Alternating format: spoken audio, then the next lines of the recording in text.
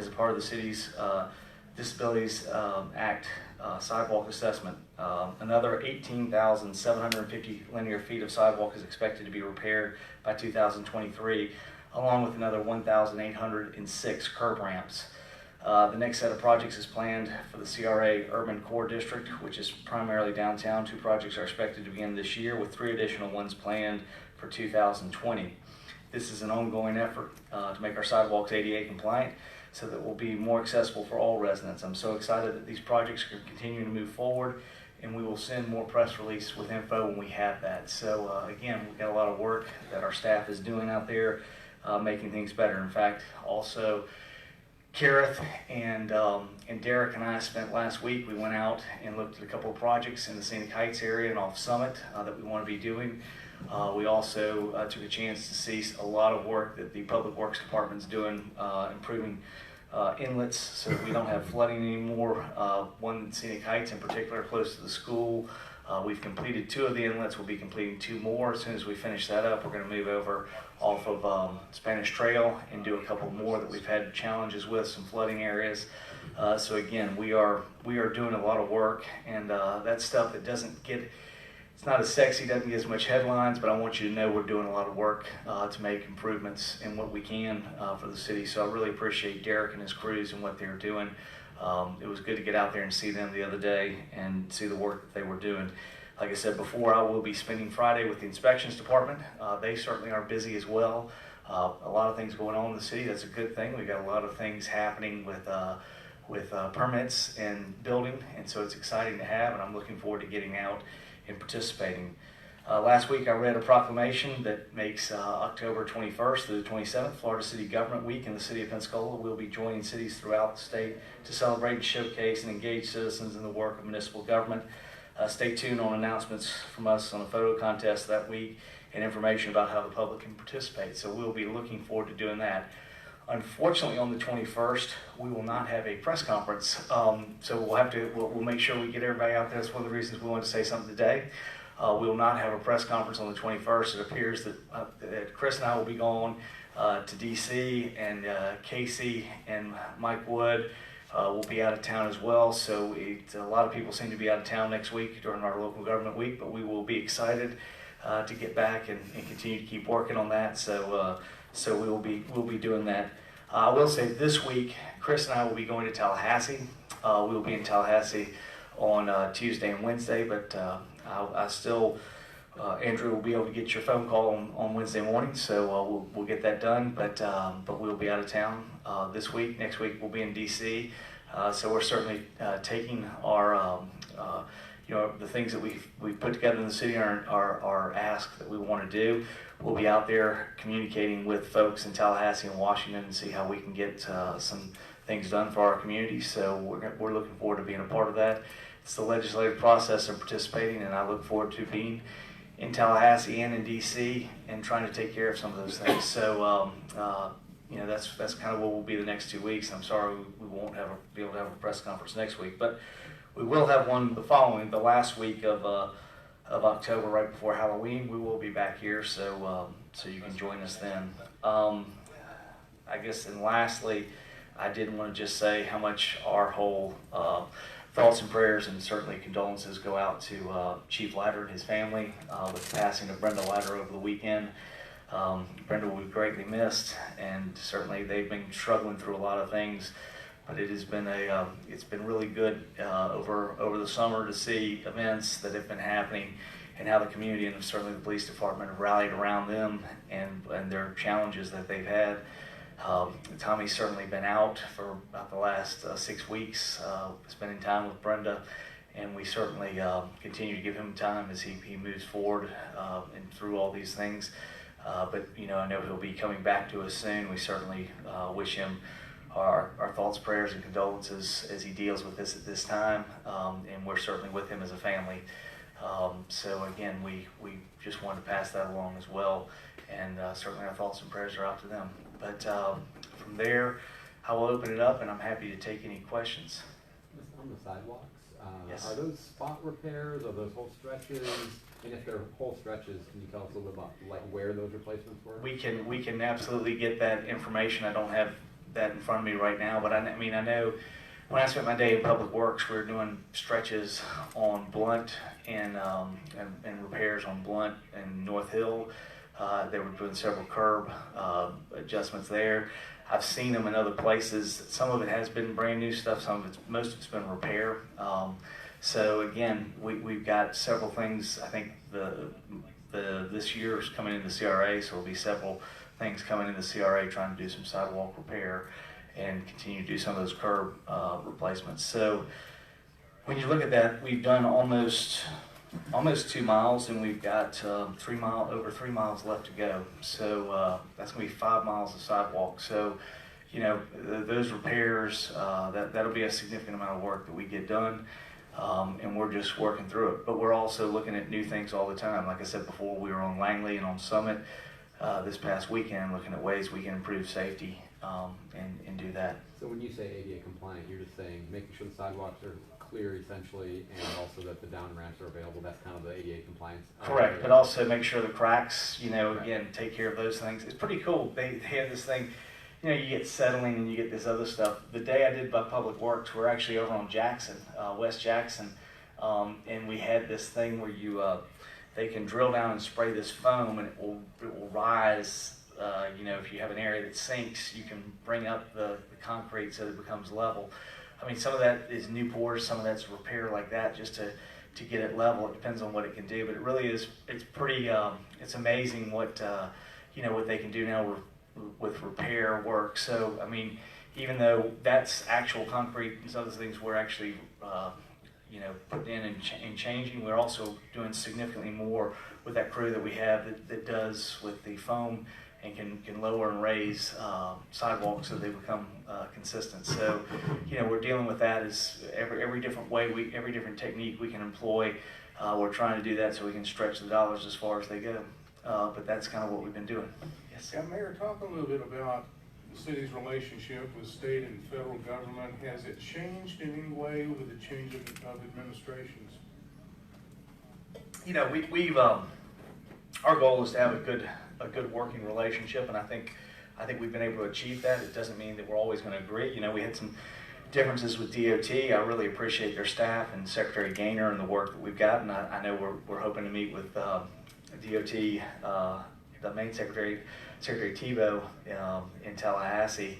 So I hope that gets on the calendar. I don't know if they were working to make that happen, but clearly having those relationships with those agencies, even when we don't agree, it's good things to do.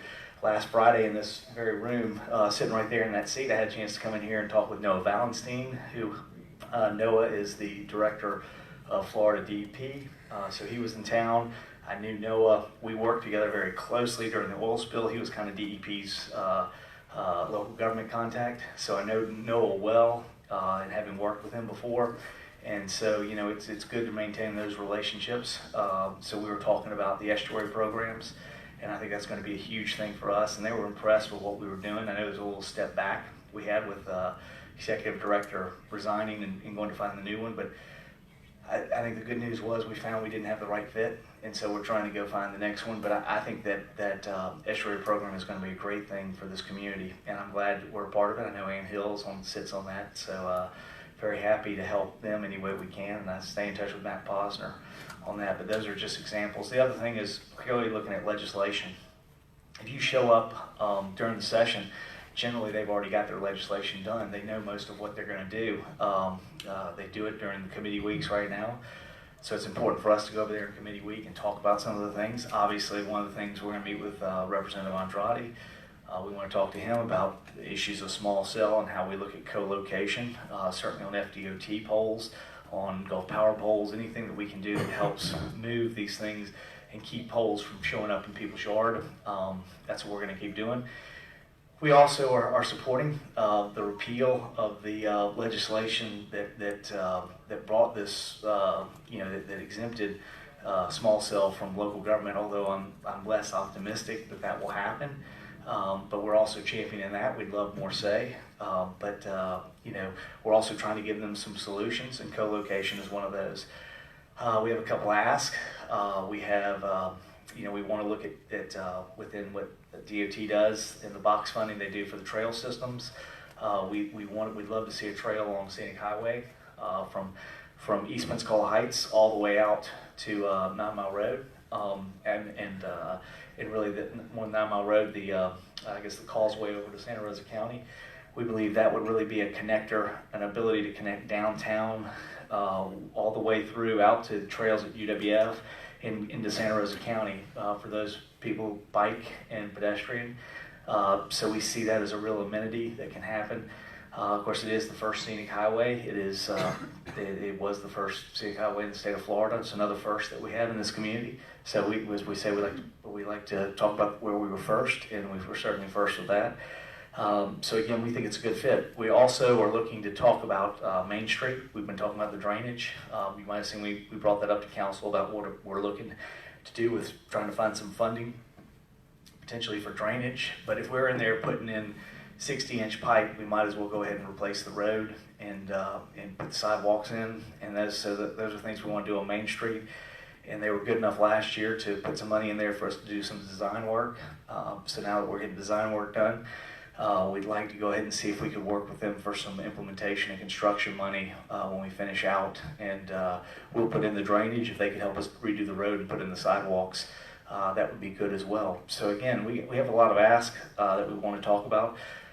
Some monetary, some non-monetary, but we're going to go over there and try to talk as well as we can and let them understand what's going on over here. And it's important to have those relationships. And same thing at the federal level. That's why we'll be in D.C. the following week. Yeah, speaking of Washington, everything's going on up there right now. Does that tend to trickle down and affect businesses among cities, or is this kind of apples and oranges? You know, when we go up there, we try to stay out of much of the politics and try to get good stuff done for the community. I mean, our job is to work with those agencies. I mean, certainly it's there.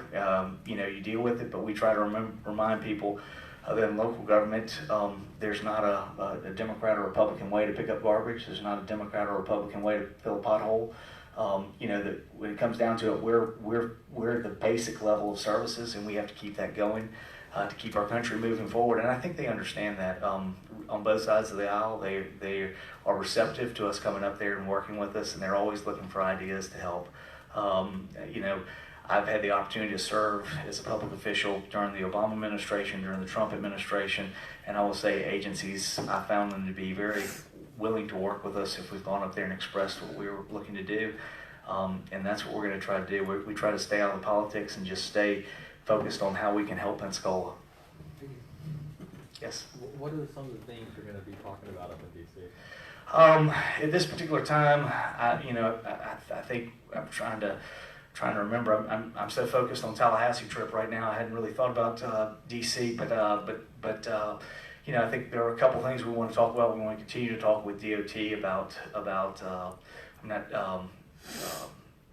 Commerce about where we go with some other potential funding we had to complete out there at ST. So we still have some things there we'd like to talk with them about. You know, I think we'll stay focused on what's happening in Florida, dealing with insurance issues. You know, some of the other things that will be up there with other league officials. I also have a committee I serve on with the National League of Cities, and I'll be up there dealing with some stuff on that on Monday, the 21st, which is why I won't be able to be here with you guys. But the 22nd, 23rd, we're going to be a part of the Florida League of Cities DC visit. I think infrastructure will be a heavy part. We're going to talk with them. I mean, obviously in Florida they have some different challenges, but we certainly have some challenges with infrastructure we need to keep talking about here. Maybe not directly in the city of Pensacola, but they impact the city of Pensacola. Certainly, we support the commission and what they're trying to do with the Beulah interchange. Anything along those lines, we can just remind people up there that these things are important to the city of Pensacola as well, even though they may not be directly in the city.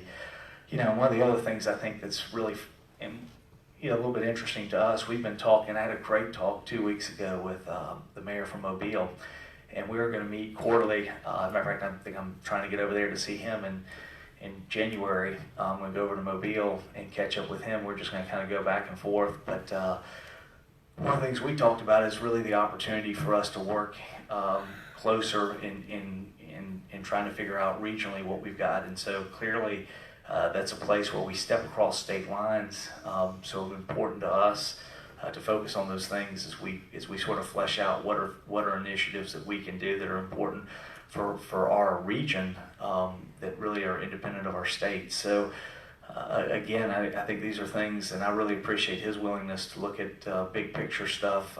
He told me they had just started meeting the 5 largest cities in Alabama. The mayors had started getting together, and I said, well, there's no reason for, in a lot of ways, he and I share more in common than he does with the other 4 largest mayors in the state of Alabama. So, from that standpoint, we're looking at other things. We don't have any initiatives now, but as we go forward, I think those are things that we'll continue to discuss, ways that we can work across state lines and continue to do things. And I will say, one of those came up last week.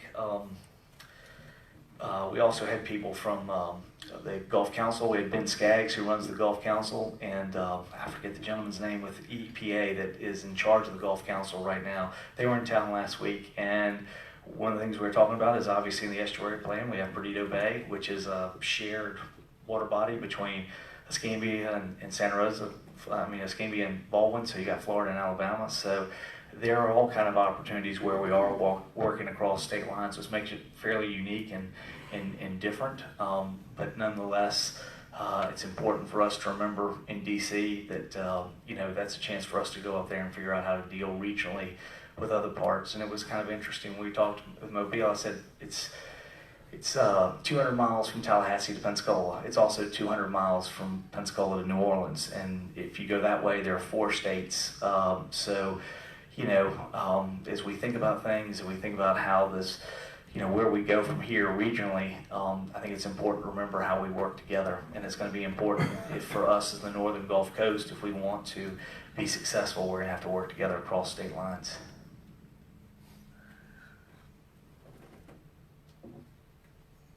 Yes. So, the police officer that was fired, he was fired for, breaking policy, which in effect, says that rules were broken that led to this. Has the city been contacted in any sort of legal sense by, the victim's family? Oh, we don't have any. Other than we have not been contacted in any way by the family other than the attorney, but we don't have any more at this particular time, and I would ask for our continued patience as we work through this. I will say there is one thing that I think we can do in improving, Just for clarification, you said the attorney. It's my understanding. You have to talk to Susan Wolf. I understand that they have reached out to the city, but and requested things. I know that Susan's been working with that. But a couple of things. One is we're certainly looking forward to Tommy coming back, and when he gets back, I think we're going to get more focused on how we move ourselves forward, and certainly training cases, which we talked about last week. Y'all had some questions, and we're still working together on that part. We're also working together, we believe, in how we engage with our citizens. In that part, I think there are a couple things we can do, and already starting. I would like to see. In the past, we had a liaison position within the police department. The last administration got rid of that position. I'm beginning to wonder if we should bring that back forward and put it under the neighborhood association, the neighborhoods area. Again, I think police is important in every single neighborhood in the city of Pensacola, but it's a little bit different in every different neighborhood, and they're just going to be different in the way they see it. I think one of the things that came out of this was clearly we need to do a better job engaging with our neighborhoods and understanding what we're doing in policing. And so I think along those lines, it might be good for us to look back and see what that position was. We had a liaison position, and we need to continue to keep working that. I do know my whole goal is to try to get those bike units out there, and that's why I'm looking forward to Tommy coming back and seeing where we are. We're in a new fiscal year, and seeing where we go and getting those things. One of the things that clearly came back to us is people in the neighborhood that happened and said, hey, we would love to see the officers that work in our neighborhood get to know them more, and get to know them in a way that's not just when we have an issue. So again, I think what we're looking to do at this particular time is how we develop better relationships and engage our police with our communities and continue to work on that.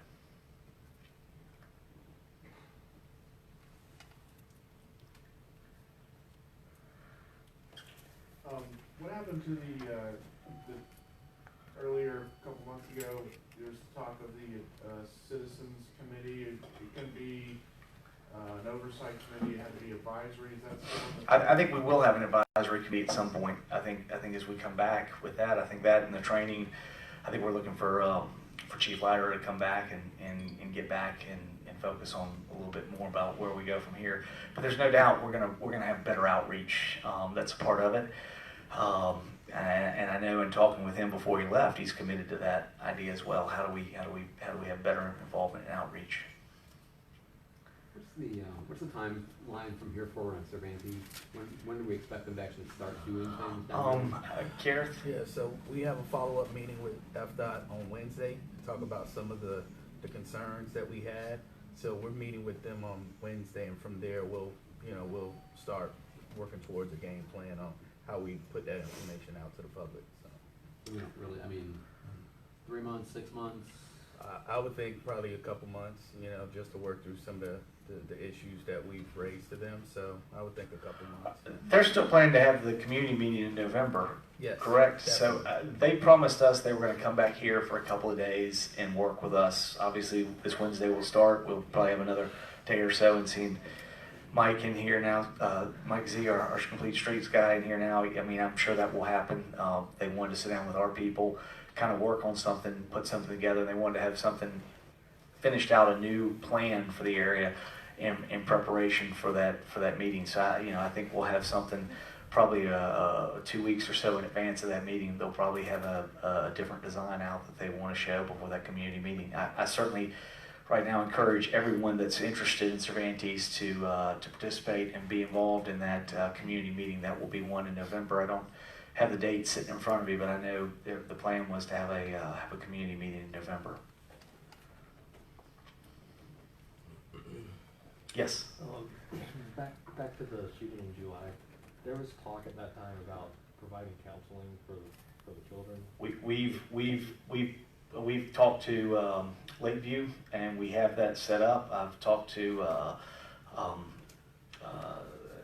their executive director and have everything drawn a blank right now. But she and I talked, and she arranged for a year's service for each one of the children and the mother, and I was more than happy to cover the cost of that. She told me at the time that they had reached out to the family, that the family was not receptive and looking to go any further, but we certainly were supportive and reached out to Lakeview and put together a package that we said we would be responsible for. But they haven't taken off on that. I mean, that's going to be between the family and Lakeview, correct?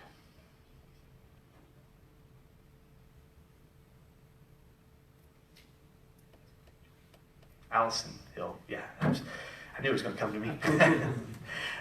So Allison and I talked on it, and she's the one that got me the figures, and I said yes, we will commit to a year's service for all 5, for the 4 kids and the mother.